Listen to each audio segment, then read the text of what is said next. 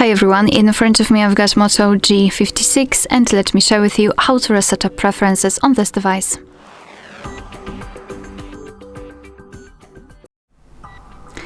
So let's start with opening the settings, and here in this general list we have to scroll and find the apps. Let's tap.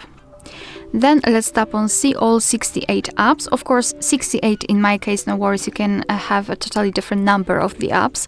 So just tap on it and now tap on the three dots icon in the right upper corner.